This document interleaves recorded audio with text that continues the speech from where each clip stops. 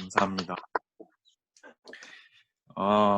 제가 PPT를 해도 되겠죠? 화면 네네, 공유하시면 될 것 같습니다. 네, 화면을 공유하겠습니다. 네.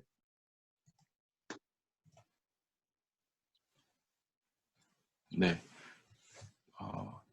제가 오늘 할 이야기는 보네퍼의 신학에 대해서 얘기를 할 텐데요. 여기 제목에 나와 있는 것처럼 비종교적 그리스도인이 존재하기는 할까 하는 이 질문을 이제 보네퍼가 던졌습니다.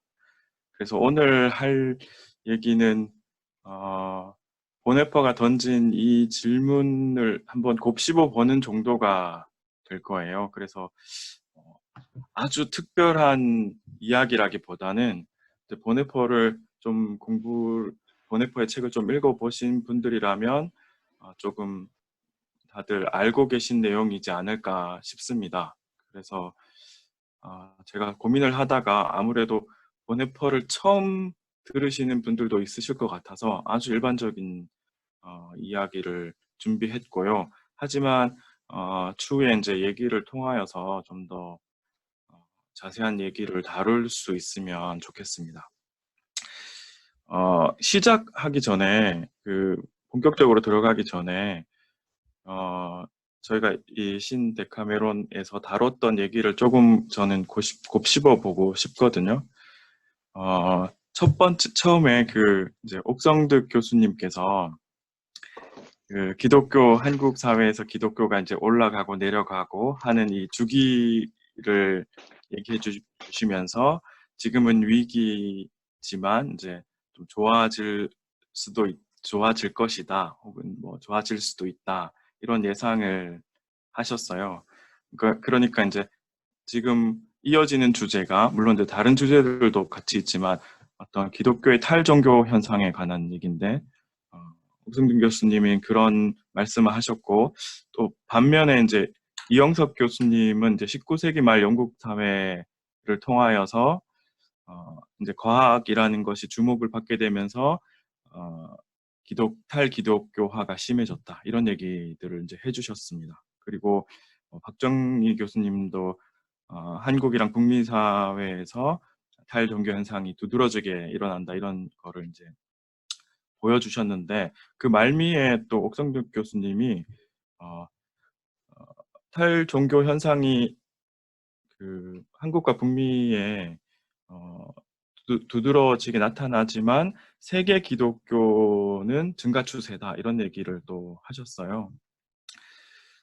이제 지금 이어지는 논의 속에 이제 제가 드리고 싶은 말씀은 이건 물론 이제 제 개인적인 생각입니다. 그리고 이제 보네퍼가 생각한 어떤 미래의 모습도 조금 그렇지 않을까 싶은데 제 생각에는 근대화된 사회일수록 이제 탈종교화가 점점 심해진다. 저는 이제 그렇게 생각을 하거든요. 그러니까 남미나 아프리카나 혹은 아시아에 기독교가 전파가 돼서 부흥이 일어난다 하더라도 혹은 한국이나 북미에서 어떤 종교적인 부흥이 일어난다 할지라도 장기적으로 봤을 때는 근대화 될수록 점점 더 탈종교화가 심해지지 않을까 하는 게 이제 제 생각입니다. 근데 이런 논의를 하려면 사실은 뭐 근대란 도대체 무엇이냐 혹은 뭐 종교란 무엇이냐 이런 논의를 해야 되는데 좀 아주 복잡한 논의들이 있잖아요. 그래서 그것보다는 보네퍼를 통하여서 우리가 생각해 볼 수 있는 거는 근대화 될 거냐, 혹 이제 점점 더 근대화되고 탈종교화가 심해질 거냐, 혹은 그렇지 않을 거냐 하는 것보다는 우리가 비종교적으로도 그리스도인이 될 수 있는 건가, 혹은 비종교적 기독교라는 것이 존재할 수 있는가 하는 질문입니다. 보네퍼는 사실 그 부분에 관심을 많이 가졌고 보네퍼의 그 옥중서신에 그 얘기가 있는데 문제가 뭐냐 하면 보네퍼가 거기에 대해서 이제 상세하게 다룬지를 않았어요. 그래서 그 이후에는 결국 이제 보네퍼를 어떻게 읽느냐에 따라서 길이 이제 갈라진다고 할 수 있습니다.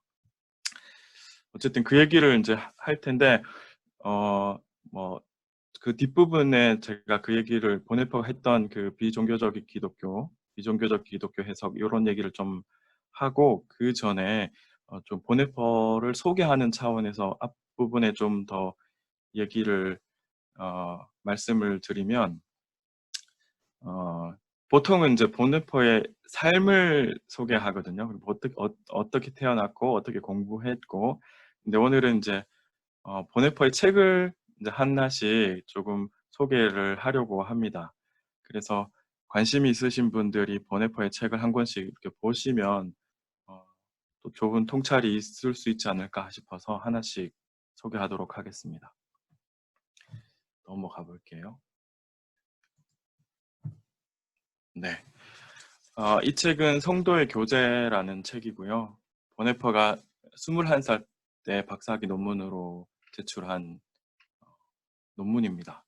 이제, 어, 이 책은 칼 바르트가 신학적 기적이다라고 부른 책이기도 하고, 그 미하엘 벨커가 그 보네퍼의 천재적인 초기 교회론이다 이렇게 부른 책이기도 합니다. 이 책이 왜 특별하냐 하면 이거는 잘 안 알려져 있긴 한데 워낙 어렵기도 하고요. 이 책은 교회론을 사회 철학과 사회학의 언어로 해명한 책입니다. 그러니까 우리가 보통 교회론이라고 하면 신학의 언어를 사용해서 교회론을 해명합니다. 근데 조직신학적으로는 그렇죠. 그런데 보네퍼는 신학이 아니고 일반 학문을 통하여서 이제 교회론을 해명하려고 한 거예요. 근데 이렇게만 얘기하면 그러면 사회 철학과 사회학이 교회를 설득력 있게 말해주는 거냐? 그러니까 사회 철학과 사회학의 입장에서 교회라는 걸 제대로 말해줄 수 있는 거냐? 이렇게 생각하기 쉬운데 그 언어만 차용하고 내용은 굉장히 신학적입니다. 그러니까 보네퍼는 그 신학적인 주제들을 그 신학의 언어가 아니라 일반 학문의 언어로 해석을 해야 된다고 생각하고 그렇게 해석했을 때 훨씬 더 신학적인 어떤 해석이 나온다 이렇게 보고 있습니다. 그런 얘기들이 있고요. 그리고 이제 내재적인 내부의 그 주제는 어, 교회론과 그리스도론의 일치입니다. 그래서 교회론 안에 그리스도론, 신론 혹은 성령론까지 이렇게 다 들어가 있다 이렇게 생각하시면 되고 그게 지금 오늘 여기 보이는 이 문장에서 잘 보여주고 있는데 교회라고 하는 집단 인격은 그러니까 교회라는 것이 집단 인격이라는 것을 가지고 있는데 이거는 이제 해겔을 차용한 겁니다. 그 집단 인격이 곧 공동체로 존재하는 그리스도다라는 얘기를 이제 아주 복잡한 논의를 통하여서 보네퍼가 얘기하고 있습니다. 그 보네퍼 신학은 그 보통 이제 조직 신학은 이제 신론, 뭐 삼위일체론부터 해가지고 뭐 타락과 구원 그리고 뭐 종말론까지 이렇게 쭉 이렇게 큰 체계를 이루잖아요. 근데 보네퍼는 그런 체계를 만든 신학자는 아니에요. 자기가 지금 가장 중요하다고 생각되는 신학적 주제에 대해서 서술을 하고 그리고 나면 또 다른 주제로 이렇게 옮겨갑니다. 그래서 굉장히 앞뒤가 맞지 않나 보이기도 하고 모순이 가득해 보이기도 하는 그런 면이 좀 있기는 합니다. 넘어가서 이 두 번째 책은 이제 2년 뒤에 교수 자격 취득 논문으로 쓴 행위와 존재라는 책입니다. 이 책은 제목에서 알 수 있지만 그 하이데거의 존재와 시간이라는 책이 출간되고 나서 1년인가 2년 만에 이제 보네퍼가 쓴 책입니다. 네, 논문이죠. 여기에 주제는 사실은 그 앞에 있는 그 성도의 교제에서 가지고 온 그 교회론이라는 주제를 이어봤습니다.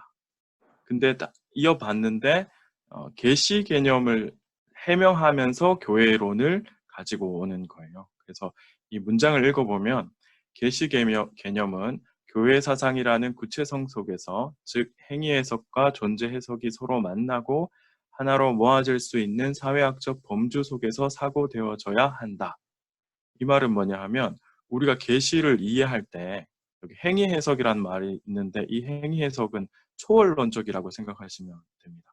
그러니까 우리가 계시를 이해할 때 계시는 초월적인 거야 라고 이해하는 방식이 있을 거고, 또 하나는 존재 해석, 이건 내재적인 거예요. 계시는 이 세계에 있는 거야, 이 세계에 존재하는 거야, 내재적인 거야 라고도 이해할 수 있겠죠. 그 가톨릭 신학은 이제 존재 해석에 가까운 그 계시 개념을 가지고 있고, 개신교는 행위 해석에 가까운 계시 개념을 가지고 있죠.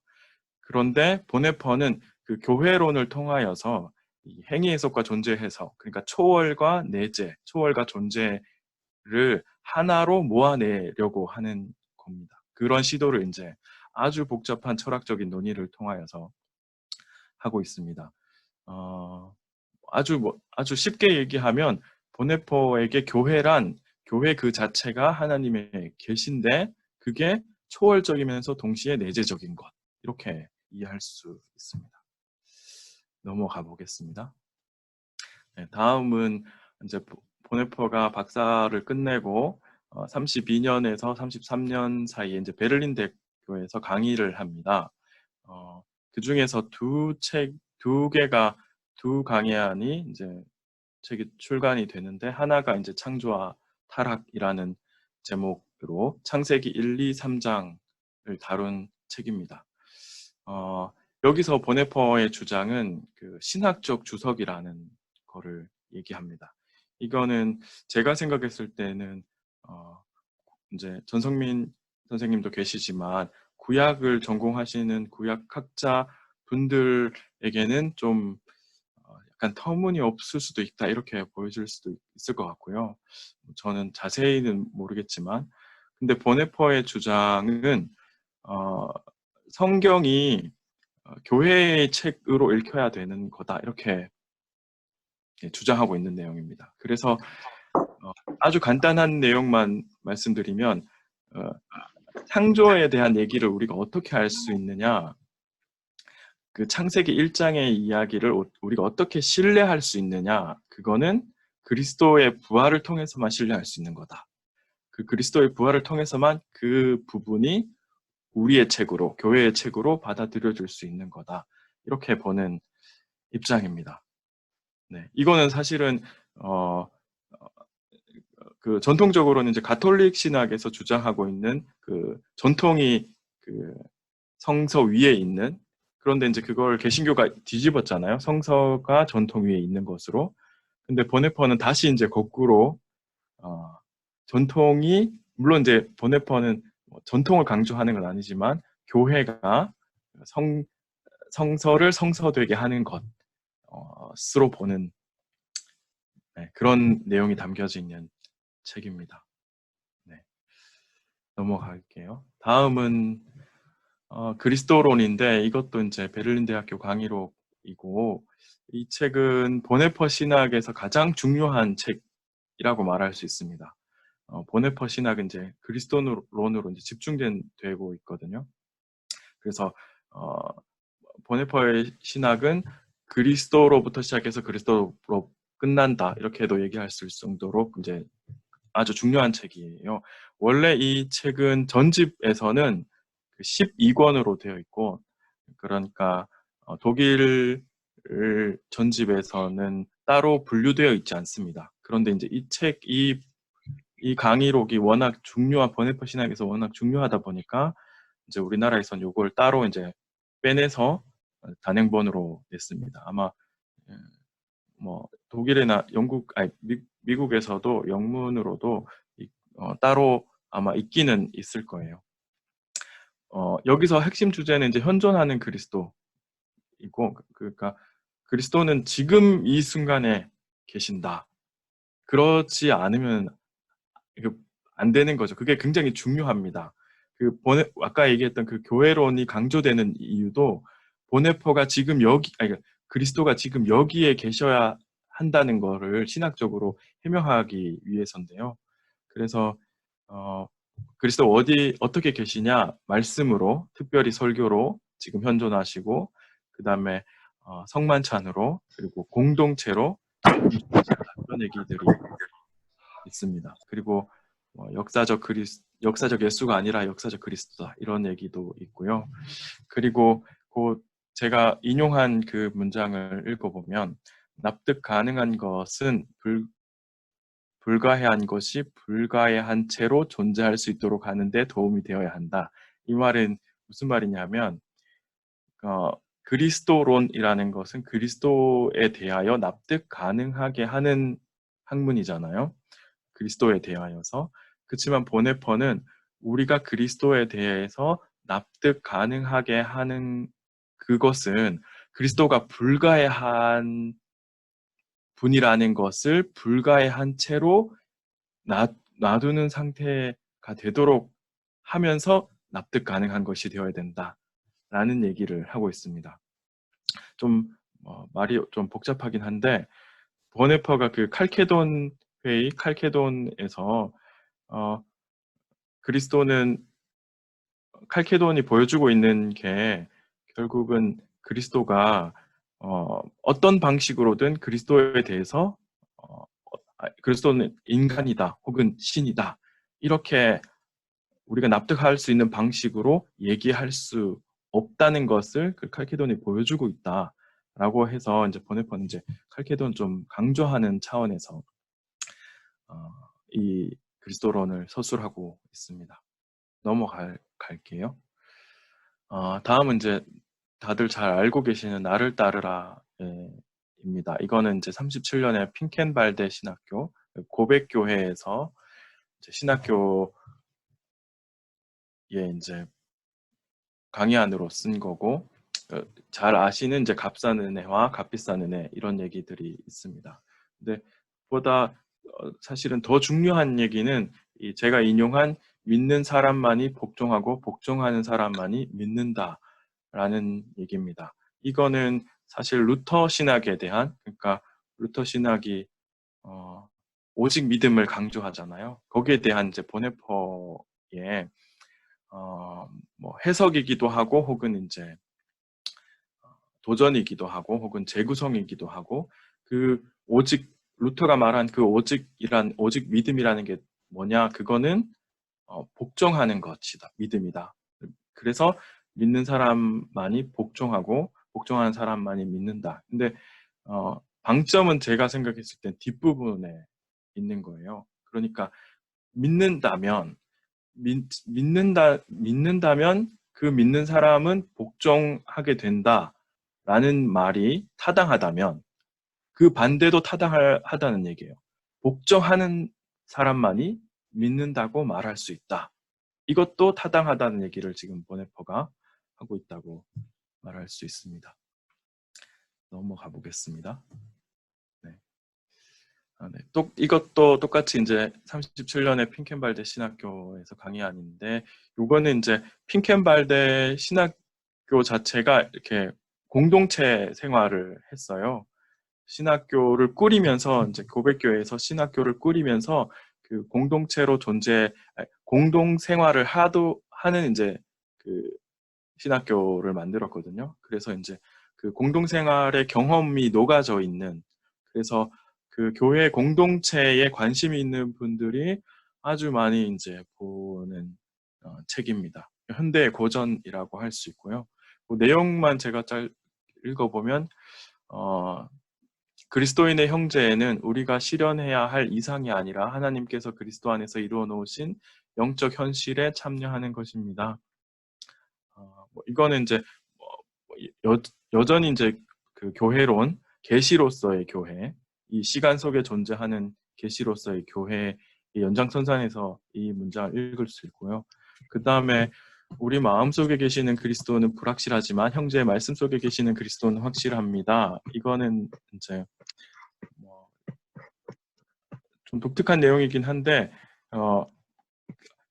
우리가 그리스도를 믿죠. 마음속으로 믿고 우리의 믿음을 굳게 지키려고 합니다. 그렇지만 우리의 마음이라는 건 쉽게 이제 잘 흔들리죠. 우리는 늘 그 믿음의 흔들림 속에 있습니다.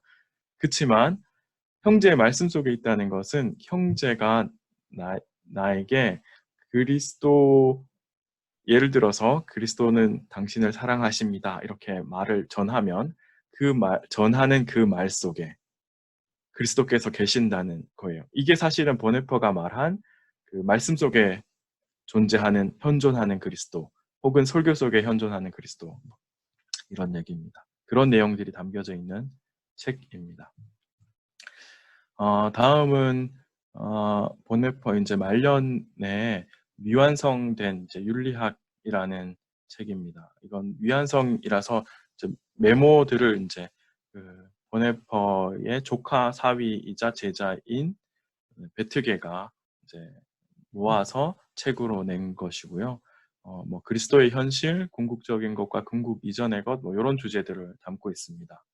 가장 중요한 건 아마 이 그리스도의 현실이라는 건데, 요거는 제가 인용한 문장을 읽어보면, 두 개의 영역이 존재하는 것이 아니라 오직 하나님의 현실과 세상의 현실이 서로 하나가 되어 있는 그리스도의 현실의 한 영역만이 존재할 따름이다.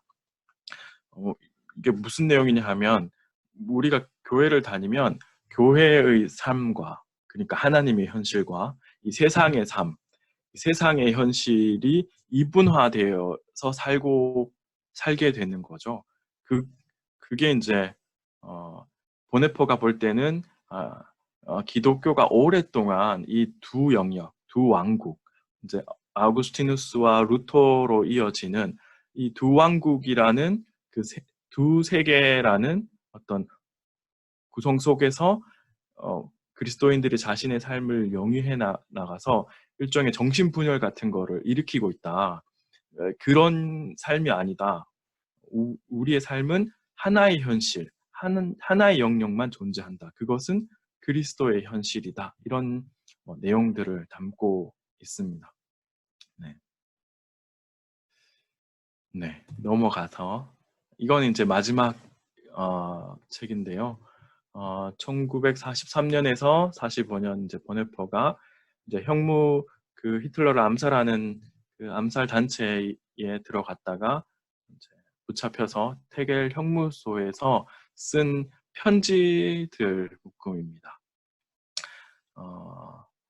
그래서 편지다 보니까 아주 치밀한 그 신학적인 내용이라기보다는 그 신학적인 단상 혹은 이제 통찰들을 이제 막 이렇게 쏟아내는 내용입니다. 시간 순으로 조금 읽어보면 이제 44년 4월 30일에 이런 얘기를 합니다. 주로 이제 아까 얘기했던 베트게에게 보내는 편지입니다. 도대체 기독교는 오늘 우리에게 무엇인가? 그리스도는 오늘 우리에게 누구이냐는 물음이 내 마음을 끊임없이 움직이고 있네. 여전히 이제 그리스도가 강조되어 있다는 것을 알 수 있고, 오늘이라는 말에서 보네퍼가 신학을 과거의 신학이나 혹은 미래의 신학 혹은 초월적인 신학이나 혹은 뭐 시면의 신학 혹은 인간 마음속에 있는 신학으로 하려고 하지 않고 우리의 현실 속에 있는 오늘의 신학이 되게 하려고 애썼다는 것을 보여줍니다. 그래서 넘어가서 같은 날 이런 얘기를 합니다. 이를테면 종교 일반의 시대가 지나간 것이네. 우리는 완전히 종교 없는 시대를 맞이하고 있네. 네. 그래서 보네퍼가 그 종교 없는 시대라는 것을 성년이 된 세상이라고 표현합니다. 근데 이 성년이 된 세상은 그 아주 오독이 잦은데요. 몰트만 같은 경우에도 보네퍼가 얘기한 성년이 된 세상이 정말 성년이 되었을까? 이렇게 문제가 많은데 오늘날 세상에도 문제가 많은데 성년이 됐다고 얘기할 수 있어? 이런 이제 문제를 제기합니다. 근데 보네퍼가 성년이 된 세상이라고 말할 때 이 성년이라는 의미는 어떤 완벽함이나 혹은 이제 더 이상 문제가 생기지 않는 세상을 말하는 것이 아니고 어떤 문제가 생긴다 하더라도 그 문제를 초월에 의지해서 혹은 신에 의지해서 그 문제를 해결하지 않고 스스로, 인간 스스로가 그것을 해결할 수 있도록 해나가는 세상이 되었다라고 보는 거예요. 이거는 사실은 이제 칸트가 말한 그 계몽주의란 무엇인가? 그 미성년에서 후견인의 내가 나의 이성을 온전히 사용하지 않고 누군가에 의지해서 나의 이성을 사용하는 방식이 아니고 나 홀로 이성을 자유롭게 사용할 수 있는 것, 그걸 이제 계몽주의라고 부르는데 그런 거를 이제 보네퍼는 그런 이제 근대 이후에 어떤 의미에서는 근대화죠. 근대 이후의 계몽주의 이후의 세상이 성년이 되었다. 이거를 보네퍼는 인정을 하고 그 성년이 된 세상 속에서 기독교라는 도대체 무엇인가? 오늘날 그리스도는 그러면 도대체 누구인가? 이런 거를 고민해야 된다고 생각을 한 거죠. 그 뒤 밑에 있는 문장을 읽어보면 비종교적 그리스도인이 존재하기는 할까? 종교가 기독교의 의복에 지나지 않고 그 의복도 다양한 시대에 다양한 모습으로 보였다면 비종교적 기독교는 어떤 모습일까? 그러니까 성년이 된 세상은 더 이상 이제 종교에 의지하지 않고도 스스로 자기 문제를 해결할 수 있는 시대가 된 것이라면 기독교는 비종교적인 기독교여야 하고 일 수 있다고 보네퍼는 본 것 같아요. 그렇다면 비종교적인 기독교라는 게 도대체 뭘까? 이제 고민을 하게 된 거죠. 넘어가서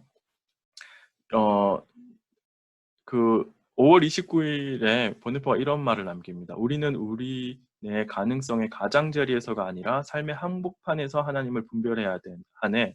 이 문장은 종교는 삶의 가장자리에서 하나님을 만나게 하는 게 종교예요. 그러니까 내가 건강할 때가 아니고 병들었을 때, 그리고 내가 잘 나갈 때가 아니고 잘 나가지 않을 때, 혹은 내가 죽음을 앞두고 있을 때, 그러니까 우리 삶의 가장자리에 있을 때 종교라는 것이 필요한 거죠. 보네퍼는 하나님이 가장자리로 쫓겨났다고 생각해요. 그러니까 더 이상 하나님을 얘기할 수 있는 공간은 사람들이 힘들 때나 어려움에 닥칠 때 혹은 건강이 안 좋을 때 그다음 죽음을 앞두고 있을 때만 하나님이 의미가 있게 되고 우리의 삶의 한복판, 우리가 건강하고 우리가 잘 나가고 우리가 우리의 모든 일을 우리 스스로 할 수 있는 그 순간에는 사실 하나님이 사라져 버린 거죠. 그러니까 보네퍼의 관심은 어떻게 우리의 삶의 한복판에서 하나님을 얘기할 수 있느냐. 그거에 대한 이제 신학적인 고민을 한 겁니다. 그래서 이제 이 성년이 된 세상이라는 것을 그러니까 칸트가 말한 계몽주의 혹은 이제 근대화된 세계를 보네퍼가 볼 때는 그게 나쁜 게 아니고 세속화되는 것으로 우리가 거부해야 될 것이 아니고 오히려 예수 그리스도께서 성년이 된 세상을 요구하신다. 그거야말로 가장 기독교적인 거다. 이렇게 보네퍼는 봅니다. 그래서 7월 16일 편지를 보면 나는 성서적 개념들을 비종교적으로 해석하는 일에 서서히 접근하고 있네. 그래서 이제 보네퍼가 만약에 태겔 형무소에서 죽지 않고 계속 살았다면 이 작업을 했을 거예요. 성서의 개념들을 비종교적으로 해석하는 것. 그러니까 비종교적인 기독교를 가능하게 하려면 성서의 개념들을 비종교적으로 해석하는 게 필요하다고 보네퍼는 생각을 했고 아주 단적인 예입니다. 타자를 위한 존재. 그리스도는 타자를 위한 존재, 타자를 위한 인간이다. 교회는 타자를 위한 공동체다. 이런 게 이제 비종교적인 해석의 하나의 예라고 보실 수 있고 아마 보네퍼는 이걸로 만족한다기보다는 더 비종교적으로 해석할 수 있는 언어가 필요하다고 생각했던 것 같아요. 그게 아직은 우리가 그 언어를 가지고 있지 않다 이렇게 본 것 같습니다. 그래서 그 조카의 아들이 태어날 때 그 세례문에도 그런 얘기를 하거든요. 미래에는 새로운 언어가 등장해서 그 우리가 종교적인 언어로 그리스도에 대해서 얘기했다면 비종교적인 언어로 그리스도에 대해서 얘기할 날이 올 거다. 그렇지만 그렇게 되기 전까지는 우리는 그리스도인들은 아마 조용히 어, 있어야 될 거다. 뭐 이런 얘기들을 합니다. 그리고 우리가 할 수 있는 일은 그때까지 우리가 할 수 있는 일은 기도하는 것과 사람들 사이에서 정의를 실천하는 것, 뭐 이런 얘기들을 하고 있습니다. 네, 넘어가서 여기에 이제 아주 중요한 내용이어서 제가 좀 길게 인용을 했는데요. 하나 읽어보겠습니다. 무한한 세상은 무한한 세상이라는 것은 세상의 무한성을 보네퍼는 인정하는 겁니다. 그 성년이 된 세상. 무한한 세상은 하나님이 존재하지 않는다고 해도 보존되는 세상이지. 마치 하나님이 계시지 않는 것처럼 우리는 세상 속에서 살아야 하네. 그리고 우리는 바로 이것을 하나님 앞에서 알고 있네. 하나님 자신이 우리에게 이러한 인식을 갖게 하시지. 하나님은 우리가 하나님 없이 삶을 영위하는 자로 살아야 한다는 것을 알게 하시네. 우리와 함께 하시는 하나님은 우리를 버리시는 하나님이시지. 우리는 하나님 앞에서 하나님과 함께 하나님 없이 살고 있네. 이어서 하나님은 스스로를 이 세상에서 십자가로 밀어내시네.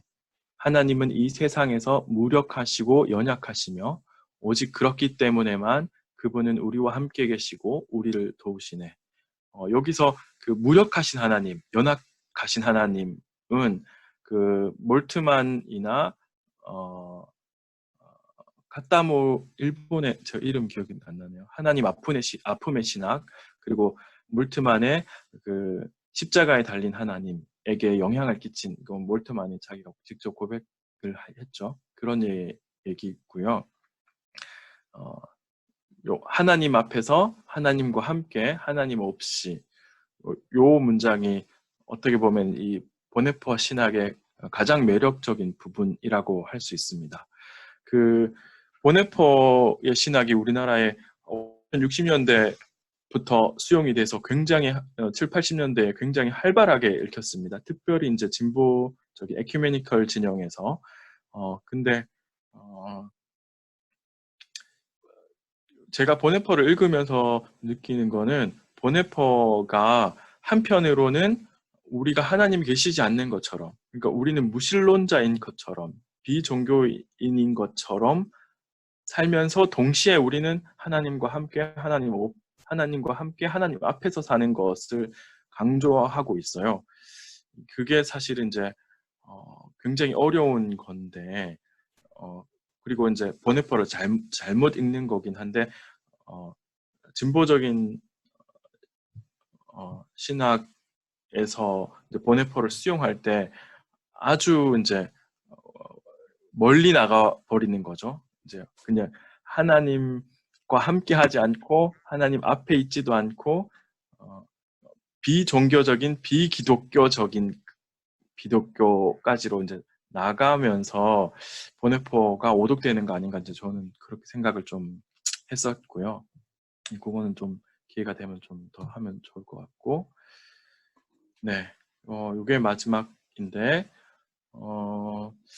그래서 이제 보네포가 이제 7월 18일 날 인간은 세상적으로 살아도 되네. 그리스도인이 된다는 것은 인간이 되는 것을 의미하네. 네, 그러니까 비종교적으로 이해하려고 한 거죠. 그리스도인이 되는 거를. 물론 이 인간이 되는 것을 그냥 그리스도인이 되지 않으면 비종교인이 되면 보네퍼가 말한 그런 인간이 되느냐 하고는 좀 다르다고 생각해야 될 것 같습니다. 어쨌든 그렇습니다. 넘어가서 마지막입니다. 하나님에 대해 비종교적으로 말하려면 세상의 무신성을 어떤 식으로든 은폐하지 않고 오히려 곧바로 폭로하여 참신한 빛이 세상에 비춰들도록 말해야 하네. 성년이 된 세상은 무신성이 훨씬 강하다네. 바로 그 때문에 성년에 이르지 못한 세상보다 더 하나님께 가까운지도 모르네. 굉장히 역설적이긴 한데요. 어쨌든 보네퍼가 무신성의 세상, 성년이 된 세상을 신학적으로 아주 긍정적으로 끌어안으면서 그 속에서 그리스도인이 되는 것은 도대체 무엇이고, 기독교는 도대체 무엇이고, 그리스도는 또 누구이고, 이런 질문을 던지고 또 고민했다. 이렇게 볼 수 있을 것 같습니다. 네.